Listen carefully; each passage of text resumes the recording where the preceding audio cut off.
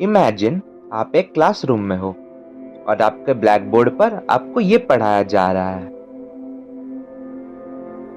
आपने जब ये पहली बार देखा था कि एक नेगेटिव नंबर को एक नेगेटिव नंबर से मल्टीप्लाई करने पर एक पॉजिटिव आंसर आता है, तब क्या आपके माइंड में भी ये क्वेश्चन आया था? और हो सकता है आपने ड्यू टू इधर शाइनेस या फिर डर की वजह से पूछा नहीं होगा।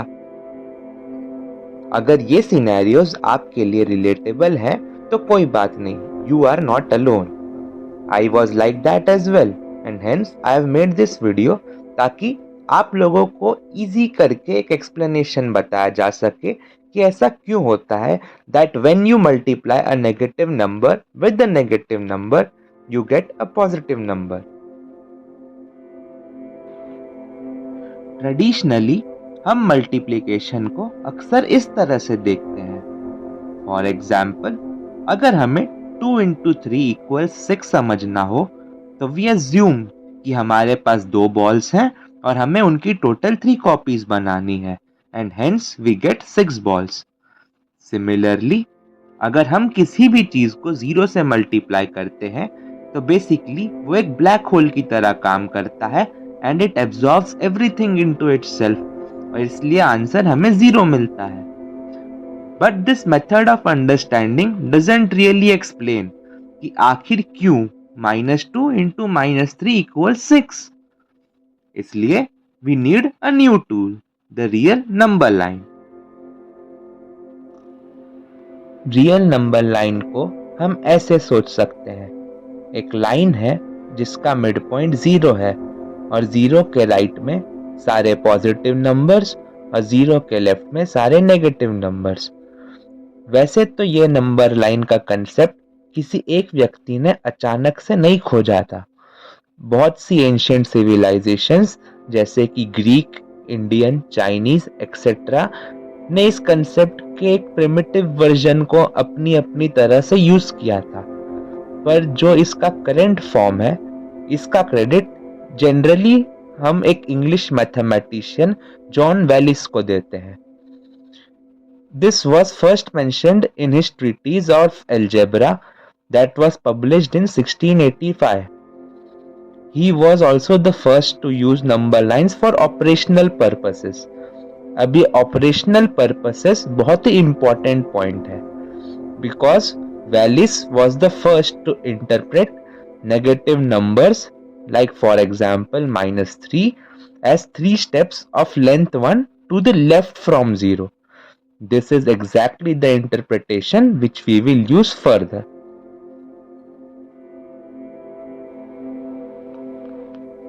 अब हम देखेंगे multiplication on real number line. You can सी हमने हमारे एग्जाम्पल 2 क्रॉस 2 equals 4 को पार्ट्स में डिवाइड किया है। The first block basically tells us to select the distance from 0 to that number. इस केस में 0 से 2 के बीच का डिस्टेंस हम सिलेक्ट करेंगे।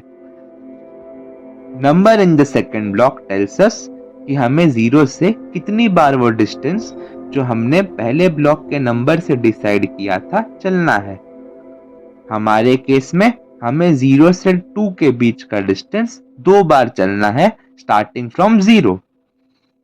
इंपॉर्टेंट पॉइंट, अगर ये मल्टीप्लिकेशन साइन के बाद जो नंबर है वो पॉजिटिव हो तो हमें उसी डायरेक्शन में उतनी बार चलना है जिस डायरेक्शन में मल्टीप्लिकेशन साइन से पहले वाला नंबर है with respect to 0 on the number line. जैसे हमारे एग्जाम्पल में मल्टीप्लिकेशन साइन के पहले वाला नंबर 2 है और 2 is on the right of 0, और हमारे एग्जाम्पल में मल्टीप्लिकेशन साइन के बाद वाला नंबर पॉजिटिव है which is 2, hence we will keep moving in the right direction. Otherwise, if the number after the multiplication sign is negative, we move in the opposite direction. We will need this point later. And our answer will be the distance from 0 to the final point जहां हम इस process के बाद पहुंचे, which you can see is 4. Hence we can say 2 multiplied by 2 equals 4.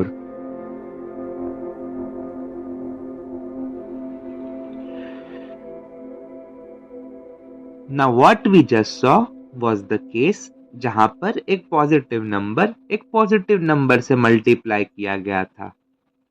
अब हम दूसरा case देखेंगे जब एक नेगेटिव नंबर एक पॉजिटिव नंबर से मल्टीप्लाई किया जाएगा। Logic will remain the same. Our first number is -2। हम फिर से 0 से -2 नंबर जो नंबर लाइन पर है उसके बीच के डिस्टेंस को अपना ओरिजिनल डिस्टेंस मानेंगे। दूसरा नंबर जो कि हमें बताता है कि हमें कितनी बार वो डिस्टेंस बढ़ना है इज 2। तो हम हमारे ओरिजिनल डिस्टेंस को 0 से 2 बार बढ़ाएंगे। And as you can see we reach the point -4 and that is the final answer that we were looking for. अब हमारे पास इनफ अंडरस्टैंडिंग है जिससे हम अपने मेन क्वेश्चन पर भी ये मेथड लगा सकते हैं।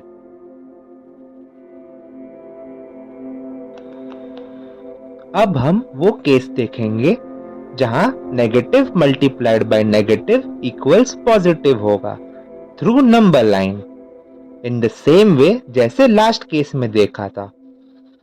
आवर फर्स्ट नंबर इज -2 जिसका मतलब हमें 0 से -2 के बीच का डिस्टेंस को अपना ओरिजिनल डिस्टेंस मानना पड़ेगा।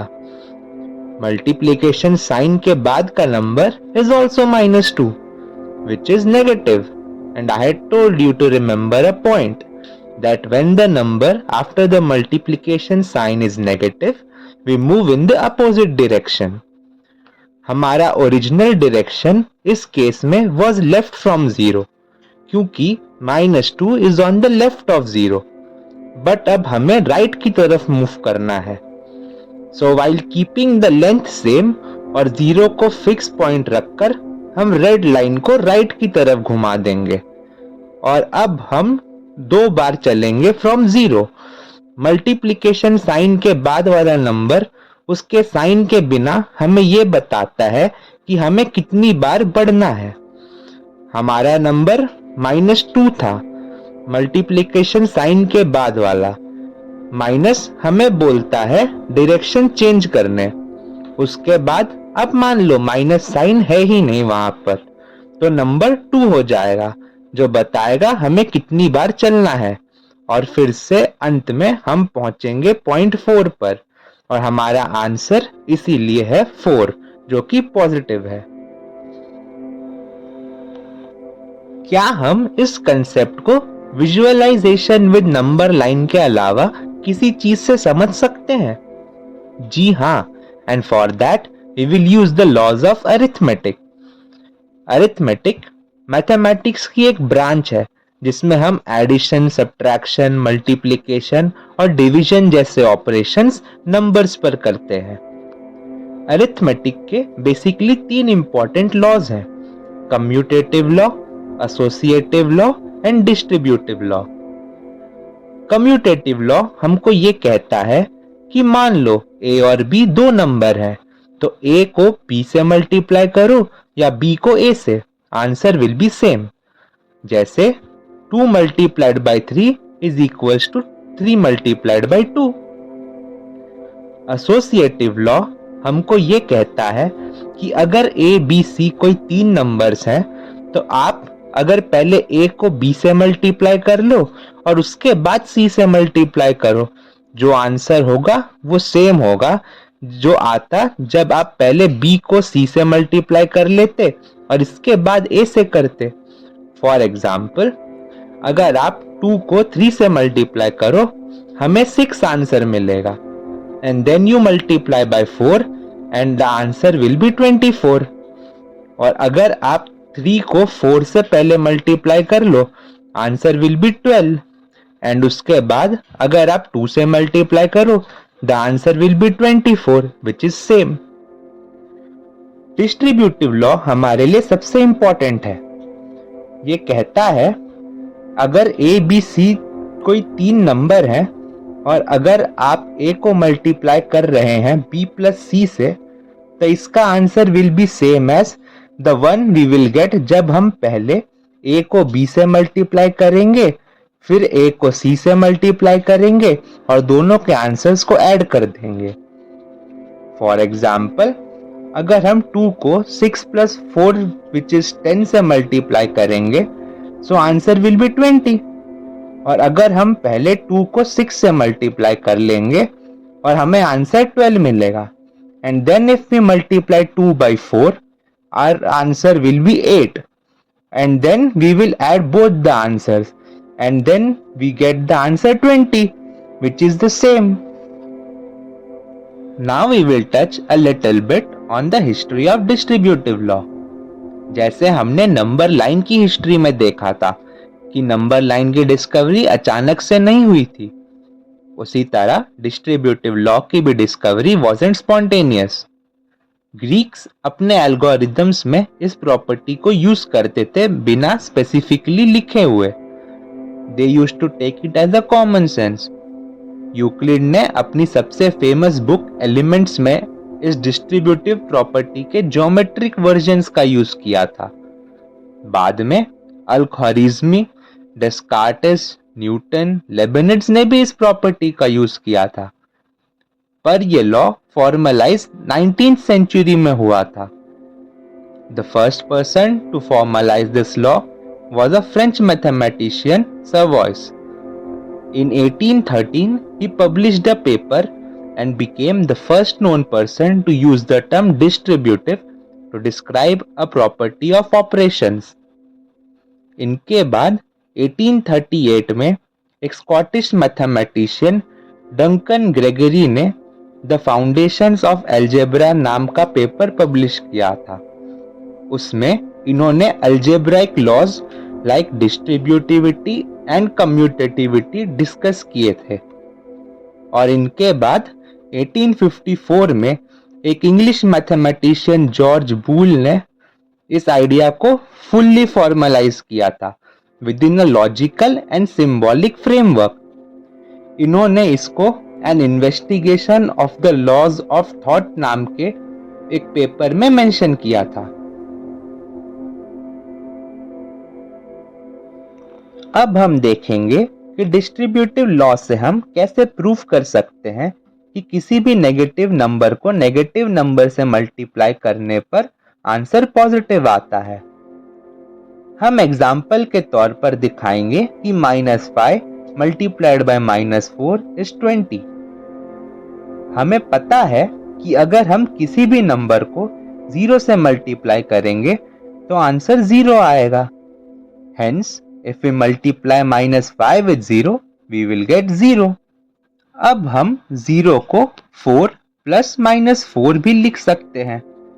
पॉइंट 2 में हम 0 को 4 प्लस -4 लिखेंगे and our equation will become -5 multiplied by inside the bracket 4 plus -4 equals 0। अब हम डिस्ट्रीब्यूटिव लॉ लगाएंगे। -5 multiplied by inside the bracket 4 plus -4 equals 0 equation को अगर आप ABC में लिखे हुए डिस्ट्रीब्यूटिव लॉ के इक्वेशन से मैच करोगे तब आपको दिखेगा -5 is A, 4 is B and -4 is C।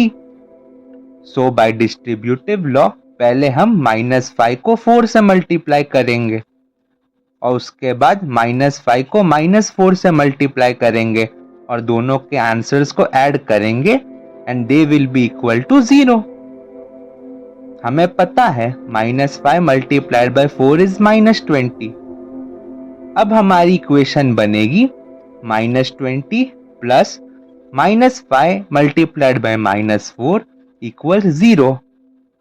अब हम -20 को इक्वेशन के दूसरे साइड ले जाएंगे और इक्वेशन के दूसरे साइड जाने पर नंबर की साइन चेंज हो जाती है, नेगेटिव से पॉजिटिव, पॉजिटिव से negative.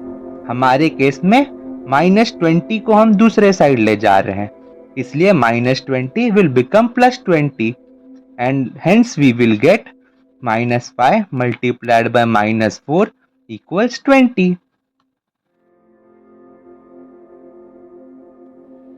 I hope I was able to make this topic interesting for you. अगर आपके कोई सजेशंस हैं, feel free to tell them in the comments. अगली वीडियो में I will try to work on them. Also अगर आपको video अच्छी लगी देन आप ज़रूर इस कंसेप्ट को अपनी फैमिली में, दोस्तों में बताना. बहुत लोग होते हैं who like math but are afraid. Explaining or making them aware of these beautiful ideas of math will be of help to them. फिर मिलेंगे अगली वीडियो में. Till then, you guys take care.